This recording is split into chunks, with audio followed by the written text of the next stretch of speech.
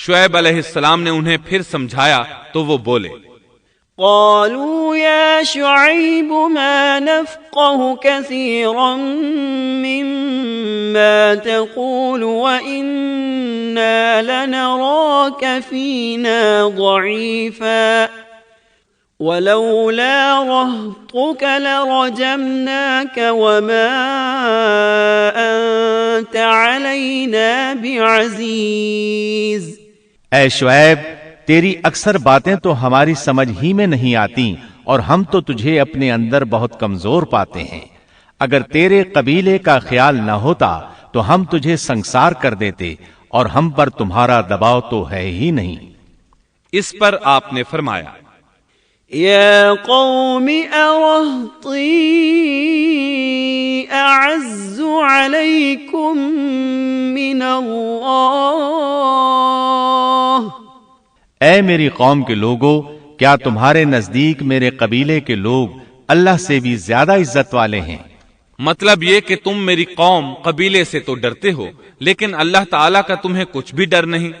اس موقع پر انہوں نے اپنی قوم کو یوں خبردار کیا، وَيَا قَوْمِ اعْمَلُوا عَلَى مَكَانَتِكُمْ إِنِّي عَامِلٌ سَوْفَ تَعْلَمُونَ من يأتيه عذاب يخزيه ومن هو كاذب وارتقبوا إني معكم رقيب۔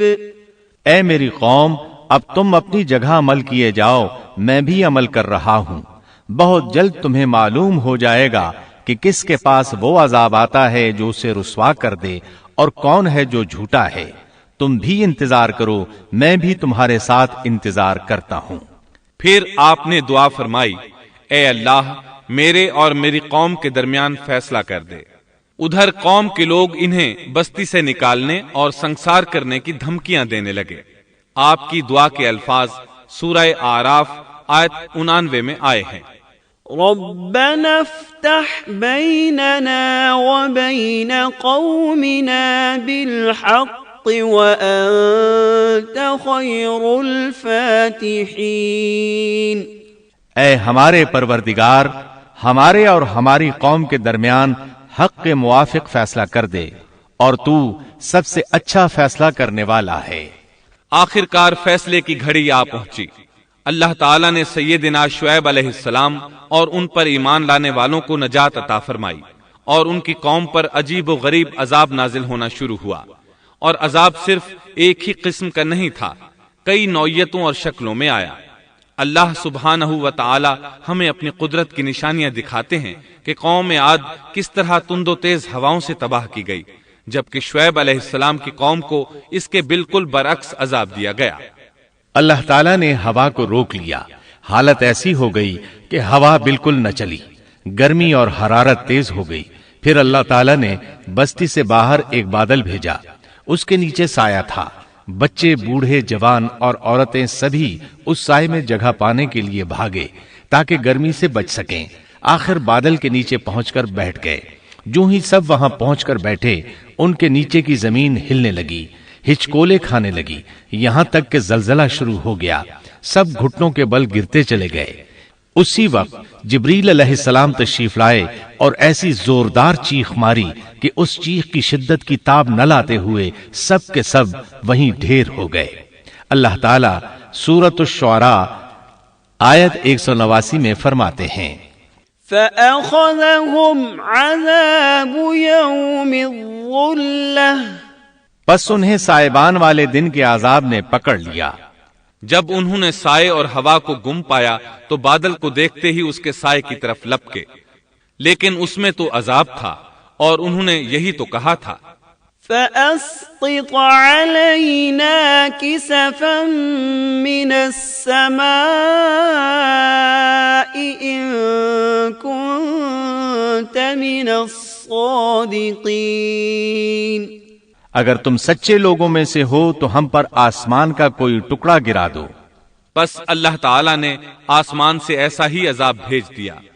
اللہ سورہ اعراف آیت 91 میں فرماتے ہیں، فأخذتهم الرجفة فأصبحوا في دارهم جاثمين. پس انہیں زلزلے نے آ پکڑا سو وہ اوندھے کے اوندھے پڑے رہ گئے. اللہ تعالی مزید فرماتے ہیں سورہ ہود آیت 94 تا 95 میں ہے وَلَمَّا جَاءَ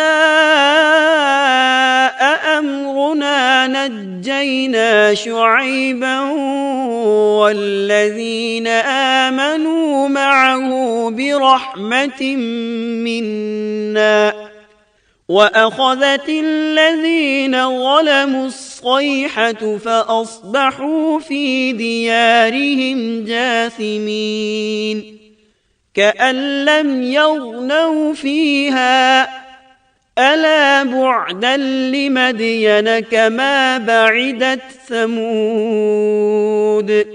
جب ہمارا عذاب آ پہنچا ہم نے شعیب کو اور ان کے ساتھ تمام مسلمانوں کو اپنی خاص رحمت سے نجات بخشی اور ظالموں کو سخت چنگھاڑ نے آ پکڑا جس سے وہ اپنے گھروں میں اوندھے پڑے رہ گئے گویا کہ وہ ان گھروں میں کبھی بسے ہی نہ تھے.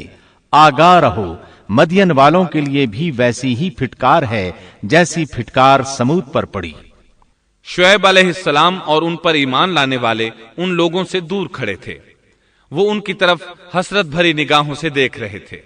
سورہ آراف آیت 93 میں ارشاد ربانی ہے فَتَوَلَّى عَنْهُمْ وَقَالَ يَا قَوْمِ لَقَدْ أَبْلَغْتُكُمْ رِسَالَاتِ رَبِّي وَنَصَحْتُ لَكُمْ فَكَيْفَ آسَى عَلَى قَوْمٍ كَافِرِينَ. اس وقت شعیب ان سے منہ موڑ کر چلے اور فرمانے لگے اے میری قوم میں نے تمہیں اپنے پروردگار کے احکام پہنچا دیے اور میں نے تمہاری خیرخواہی کی پھر میں ان کافر لوگوں پر کیوں رنج کروں. اس کے بعد وہ دوبارہ مدین کی طرف لوٹ آئے کیونکہ مدین شہر تو باقی رہ گیا تھا صرف اہل مدین ہی تباہ ہوئے تھے. بعد میں لوگ آہستہ آہستہ مدین میں آ کر آباد ہونے لگے. مدین شہر پھر سے آباد ہو گیا اس کی رونقیں لوٹ آئیں. اب مدین کے اکثر باشندے مسلمان تھے. وہ مسلمان جو شعیب علیہ السلام کے ساتھ تھے وہ اور دوسرے علاقوں سے آنے والے کفار اب اس شہر کے باشندے تھے. اور یہی وہ مدین شہر تھا جس میں سیدنا موسیٰ علیہ السلام تشریف لائے تھے. شعیب علیہ السلام کا قصہ اپنے اختتام کو پہنچا. اب ہم آپ کو اصحاب القریہ کا قصہ سنائیں گے. اصحاب القریہ کا قصہ اللہ تعالی نے سورہ یاسین میں بیان فرمایا ہے. اللہ تعالی اس سورہ کی آیت 13 میں فرماتے ہیں وَاضْرِبْ لَهُمْ مَثَلًا أَصْحَابَ الْقَرْيَةِ إِذْ جَاءَهَا الْمُرْسَلُونَ.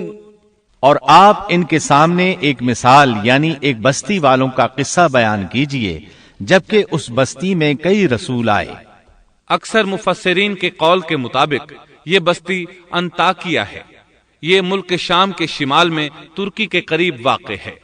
اس بستی میں اللہ تعالیٰ کے رسول تشریف لائے جیسا کہ سورہ یاسین آیت 14 میں ہے اذ ارسلنا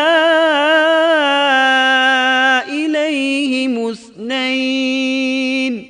جب ہم نے ان کے پاس 2 رسولوں کو بھیجا.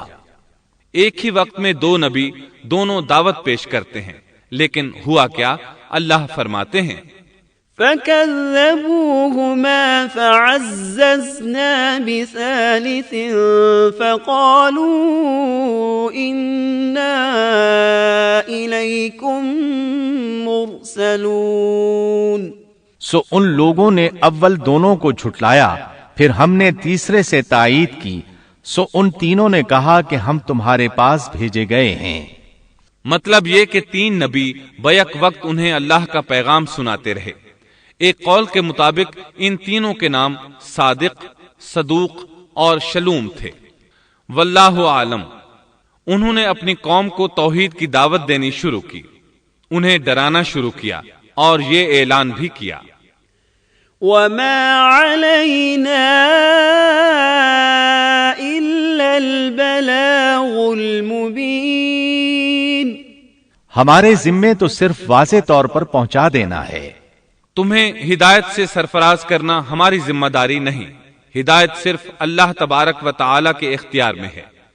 ان میں سے کچھ بدبخت لوگ سابقہ بدبخت قوموں کی طرح کہنے لگے، قالوا ما أنتم إلا بشر مثلنا وما أنزل الرحمن من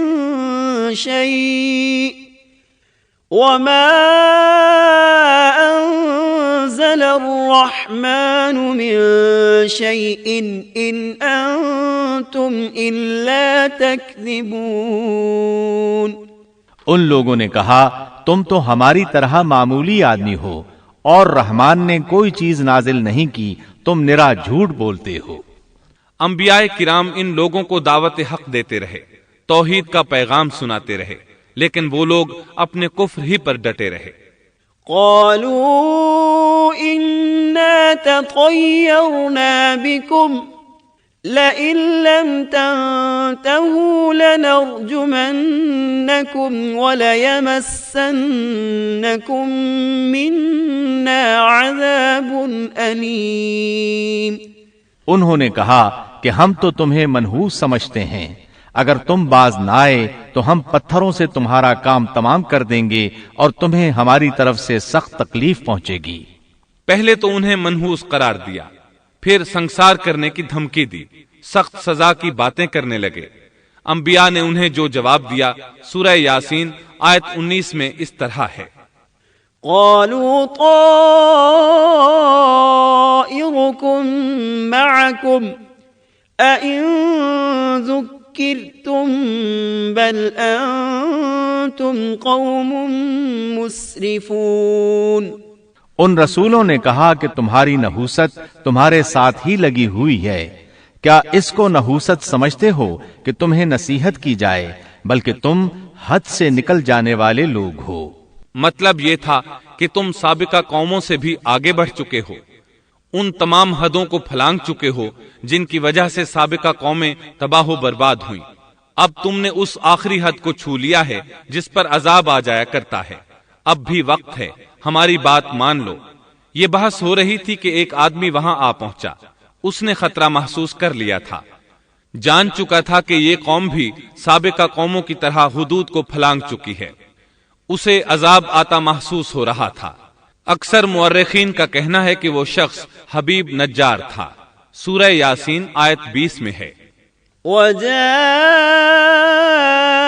من أقصى المدينة رجل يسعى، اور ایک شخص اس شہر کے آخری حصے سے دوڑتا ہوا آیا۔ وہ شہر کے دور کنارے پر کاروبار کرتا تھا، اس نے محسوس کیا کہ عذاب بالکل قریب پہنچ چکا ہے۔ وہ وہاں سے دوڑتا ہوا ان لوگوں تک پہنچا۔ سورہ یاسین آیت 20 اور 21 میں اللہ تعالیٰ فرماتے ہیں، وجاء من أقصى المدينة رجل يسعى قال يا قوم اتبعوا المرسلين اتبعوا من لا يسألكم أجرا وهم مهتدون۔ اور ایک شخص اس شہر کے آخری حصے سے دوڑتا ہوا آیا اور کہنے لگا، اے میری قوم، ان رسولوں کی راہ پر چلو، ایسے لوگوں کی راہ پر جو تم سے کوئی معاوضہ نہیں مانگتے اور وہ راہ راست پر ہیں۔ مطلب یہ کہ رسول تو تمہیں نیکی اور بھلائی کا حکم دیتے ہیں، کسی برائی کا حکم تو نہیں دیتے۔ ان کا اخلاق بھی عظیم ہے، یہ تم سے کسی اجرت کا سوال بھی نہیں کرتے۔ اس کے بعد اس نے جو کہا آیت 22 اور 23 میں مذکور ہے، وما لي لا أعبد الذي فطرني وإليه ترجعون أأتخذ من دونه آلهة إن يردني الرحمن بضر لا تغن عني شفاعتهم شيئا ولا ينقذون۔ اور مجھے کیا ہو گیا ہے کہ میں اس کی عبادت نہ کروں جس نے مجھے پیدا کیا اور تم سب اسی کی طرف لوٹائے جاؤ گے. کیا میں اسے چھوڑ کر ایسوں کو معبود بناؤں کہ اگر رحمان مجھے کوئی نقصان پہنچانا چاہے تو ان کی سفارش مجھے کچھ بھی نفع نہ پہنچا سکے اور نہ وہ مجھے بچا سکیں. یہ جھوٹے معبود تو مجھے بچانے یا چھڑوانے کی ذرا بھی طاقت نہیں رکھتے. اگر اللہ تعالیٰ مجھے کسی طرح کی تکلیف پہنچانا چاہیں تو یہ میرے کچھ بھی کام نہیں آ سکتے. سورہ یاسین آیت 24 اور 25 میں آتا ہے. انی اذا لفی ضلال مبین انی آمنت بربکم فاسمعون. پھر تو میں یقیناً کھلی گمراہی میں ہوں، میری سنو، میں تو سچے دل سے تم سب کے رب پر ایمان لا چکا. یہ باتیں سن کر قوم کے لوگ غصے میں آ گئے اور کہنے لگے اچھا کیا تو بھی ان کے ساتھ ہے؟ غصے میں اس پر پل پڑے اور نیچے زمین پر پٹخ دیا. لوگ اسے مارنے پیٹنے اس کے اوپر چڑھ کر کودنے لگے. ابن عباس رضی اللہ عنہما بیان کرتے ہیں کہ اس کے پیٹ پر چڑھ کر کودنے لگے یہاں تک کہ اس کی آنتیں باہر نکل آئیں. بالآخر انہوں نے اسے شہید کر دیا. سورہ یاسین آیت 26 میں ہے. قیل ادخل الجنہ، ارشاد ہوا جا جنت میں داخل ہو جا. یعنی اس سے فوراً ہی یہ کہہ دیا گیا کہ جنت میں داخل ہو جا کیونکہ وہ شہید ہوا تھا. یہاں اللہ تعالیٰ نے بات کو بہت مختصر بیان کیا، پوری تفصیل بیان نہیں کی کہ انہوں نے اسے پکڑا، مارا، پھر شہید کیا اور اس کے بعد اس کے لیے حکم ہوا کہ جنت میں داخل ہو جا. اور یہ بالکل واضح بات ہے.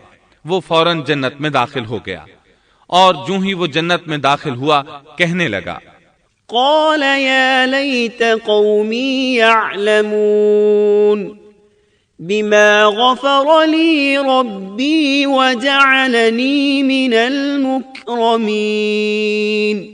کہنے لگا کاش میری قوم کو بھی علم ہو جاتا کہ میرے پروردگار نے مجھے بخش دیا اور مجھے عزت داروں میں شامل کر دیا. بس شہید ہوتے ہی سب گناہ ختم ہو گئے. اللہ کے راستے میں شہادت سے بڑھ کر کوئی شہادت ہو بھی تو نہیں سکتی.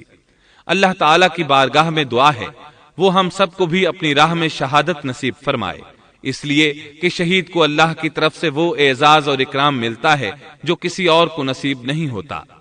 اب اس قوم کی سنیے جس نے اسے شہید کیا تھا. اللہ تعالیٰ سورہ یاسین آیت 28 اور 29 میں فرماتے ہیں وما انزلنا على قومه من بعده من جند من السماء وما كنا منزلين إن كانت إلا صيحة واحدة فإذا هم خامدون. اس کے بعد ہم نے اس کی قوم پر آسمان سے کوئی لشکر نہیں اتارا اور نہ اس طرح ہم اتارا کرتے ہیں. وہ تو صرف ایک زور کی چیخ تھی کہ یکایک وہ سب بجھ بجھا گئے. اس موقع پر جبریل علیہ السلام اکیلے ہی آئے تھے اور انہوں نے ایک چیخ ماری تھی اور بس وہ سب کے سب اسی دم بجھ گئے، مر گئے.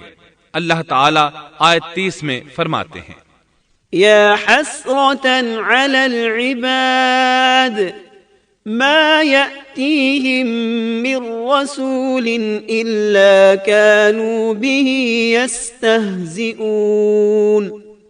ایسے بندوں پر افسوس، کبھی بھی کوئی رسول ان کے پاس نہیں آیا جس کی ہنسی انہوں نے نہ اڑائی ہو. یہ جبریل امین علیہ السلام کون ہیں، کیا ہیں؟ اللہ کی مخلوق میں سے ایک مخلوق ہیں. ان کی صرف ایک چیخ سے وہ سب وہیں ڈھیر ہو گئے، ایسے بن گئے جیسے آگ کے انگارے بجھے ہوئے ہوتے ہیں.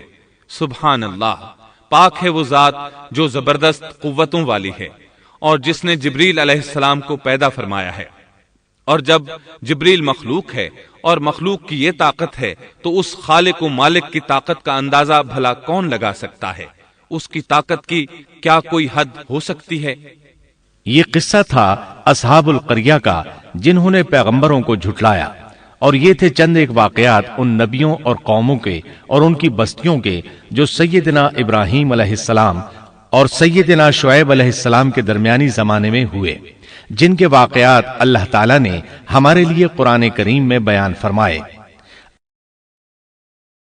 محترم سامعین، ابھی آپ دارالسلام اسٹوڈیو لاہور پاکستان سے قصص الانبیاء کا 12واں حصہ کم تولنے والے سن رہے تھے۔